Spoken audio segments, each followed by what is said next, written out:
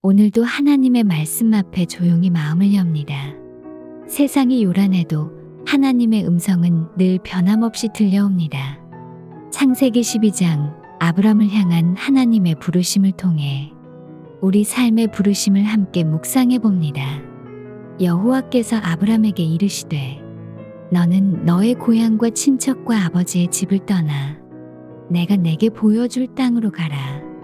내가 너로 큰 민족을 이루고 내게 복을 주어 내 이름을 창대하게 하리니 너는 복이 될지라. 너를 축복하는 자에게는 내가 복을 내리고 너를 저주하는 자에게는 내가 저주하리니 땅의 모든 족속이 너로 말미암아 복을 얻을 것이라 하신지라. 부르심 떠남에서 시작되다. 하나님은 아브람에게 말씀하십니다. 너의 고향과 친척, 아버지의 집을 떠나라. 이 말씀은 단순히 장소의 이동이 아닙니다. 아브람이 지금까지 의지하던 안전과 익숙함, 가족과 문화를 내려놓는 결단의 순간이었습니다. 믿음은 항상 떠남에서 시작됩니다. 기존의 방식, 내 뜻, 내 경험을 내려놓고 하나님의 말씀을 따라 보이지 않는 길로 나아가는 것입니다. 우리도 마찬가지입니다. 하나님께서 오늘도 말씀하십니다. 내가 너에게 보여줄 땅으로 가라.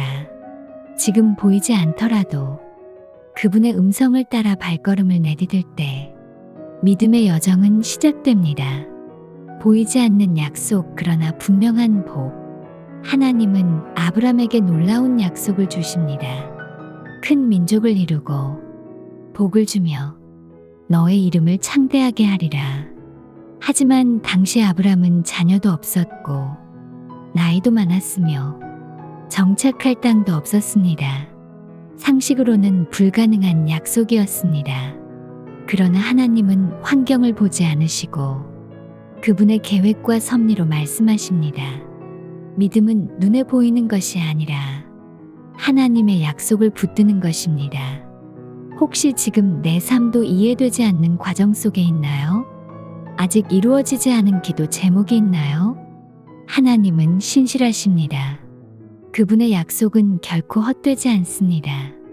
복이 되는 삶, 흘러가는 축복. 너는 복이 될지라. 이 짧은 한마디는 아브람의 존재 목적을 말해줍니다. 하나님께 받은 복은 그저 나를 위해 머물지 않고 다른 이들에게 흘러가야 합니다. 하나님께서 아브람을 부르신 이유는 그를 통해 땅의 모든 족속이 복을 얻게 하기 위함이었습니다. 우리도 마찬가지입니다. 하나님은 우리가 복의 통로 되기를 원하십니다. 가정에서, 일터에서, 온라인에서조차 우리의 삶이 누군가에게 위로가 되고 빛이 되고 소망이 되는 복의 길이 되어야 합니다. 나는 오늘 누구에게 복이 되고 있을까요? 아브람의 순종, 그리고 인간의 흔들림. 아브람은 하나님의 말씀을 따라 길을 떠났습니다. 믿음으로 떠났지만 그 여정은 결코 평탄하지 않았습니다. 기근이 들자 애굽으로 내려갔고 아내 사라를 누이라 속여 위기를 넘기기도 했습니다. 아브람도 흔들리는 사람이었습니다. 완벽하지 않았고 두려움 속에서 타협하기도 했습니다. 하지만 하나님은 그런 아브람을 결코 포기하지 않으셨습니다. 이것이 은혜입니다. 우리는 흔들리지만 하나님은 신실하십니다. 우리의 믿음이 완벽해야 하나님이 역사하시는 것이 아니라 작은 순종 하나에도 하나님은 역사하시고 인도하십니다. 나의 하란을 떠나라. 혹시 지금 당신이 아직 떠나지 못한 하란은 어디인가요? 내려놓지 못한 집착, 계속 머무르고 싶은 익숙함, 두려움에 붙잡혀 있는 곳. 하나님은 오늘도 말씀하십니다. 내가 너에게 보여줄 땅으로 가라. 그 땅은 눈에 보이지 않아도 믿음으로 나아갈 때 열리는 하나님의 약속의 자리입니다. 믿음은 떠남으로 시작되고 복은 순종 가운데 흘러갑니다. 당신의 하루가 하나님의 인도하심 속에 담대하게 나아가는 여정이 되길 축복합니다. 주님, 아브람을 부르신 것처럼 오늘도 저를 부르시는 하나님의 음성을 듣습니다. 내가 아직 떠나지 못한 곳에서 이제는 용기를 내어 믿음으로 나아가게 하소서.